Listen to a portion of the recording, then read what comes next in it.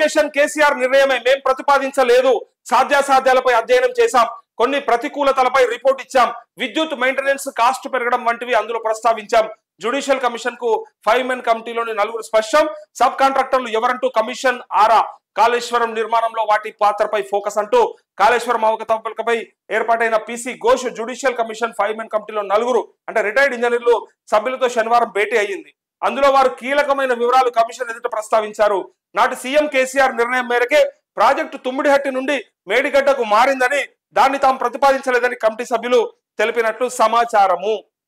ఇది అసలు ముచ్చట.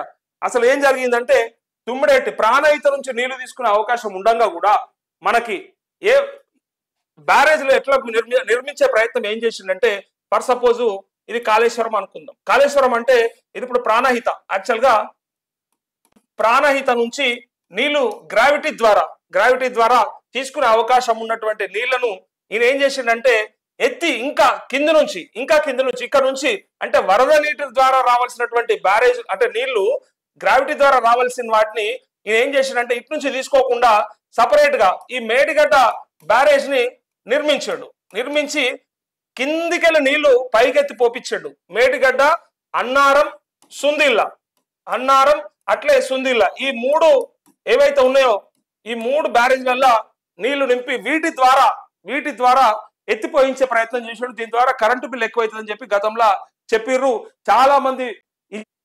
ఇది తప్పుడు నిర్ణయం, తప్పుడు విధానం అని చెప్పి గ్రావిటీ ద్వారా ప్రాణహిత ద్వారా తీసుకురావాల్సినటువంటి నీళ్ళని, తుమ్మిడిహట్టి నుంచి రావాల్సినటువంటి నీళ్ళని ఇక్కడ మేడిగడ్డ బ్యారేజ్ అట్లే అన్నారం, సుందిల్లా నిర్మించి ఇక్కడ మేడిగడ్డకు సంబంధించి మాత్రం పూర్తిగా కేసీఆర్ మాత్రమే నిర్ణయం తీసుకున్నాడు. దీన్ని రీడిజైన్ చేయడానికి, ఆల్రెడీ ఉన్నటువంటి డిజైన్ ని రీడిజైన్ చేయడానికి కేసీఆర్ ఇన్వాల్వ్మెంట్ ఎక్కువ ఉండడం చేత మన పైన ఎక్కువ భారం పడింది. అంత కింది నుంచి నీళ్లు ఎత్తిపోయాల్సినంత అవసరం లేకుంటే గ్రావిటీ ద్వారా రావాల్సినటువంటి నీళ్లు ఉండగా కావాలని చెప్పి ఎక్కువ నీళ్లు అంటే కేసీఆర్ మధ్యలోనేమో ఎక్కువ టీఎంసీల నీళ్లను మనం తీసుకోవాలి, ఎన్నో టీఎంసీల నీళ్లు ఒట్టిగా సముద్రంలో కలిసిపోతా ఉన్నాయని చెప్పి కేసీఆర్ అనుకున్నాడు.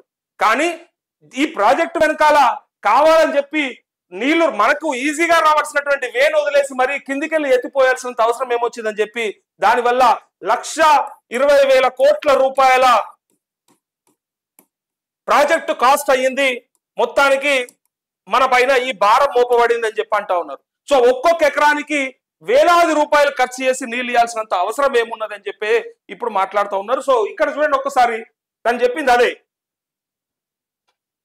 ఈ కమిషన్ లా ఇగో నాటి సీఎం కేసీఆర్ నిర్ణయం మేరకే ప్రాజెక్టు తుమ్మిడిహట్టి నుంచి మేడిగడ్డకు మారిందని, దానిని తాము ప్రతిపాదించలేదని కమిటీ సభ్యులు చెప్పినట్టు సమాచారం.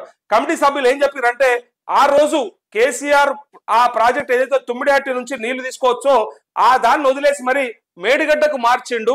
అందుకోసమే దానిపైన మనకు భారం పడింది, అనవసరంగా ఆ బాహుబలి పంపులు పెట్టి మరి ఎత్తిపోయాల్సినటువంటి అవసరం వచ్చిందని చెప్పి అన్నారు. సో అందుకోసమే ఆ కేసీఆర్ చేసినటువంటి ఆ తప్పిదం ఏదైతే ఉందో దాని వల్లనే ఇలా ఇగో మేడిగడ్డ లొకేషన్ కేసీఆర్ నిర్ణయమే. మరి మేడిగడ్డ లొకేషన్ అనేది కేసీఆర్ నిర్ణయించిందని చెప్పడానికి ప్రయత్నం చేశారు ఇక్కడ. మరి దానిపైన ఏం విచారణ జరుగుతుందో చూడాలి. మరి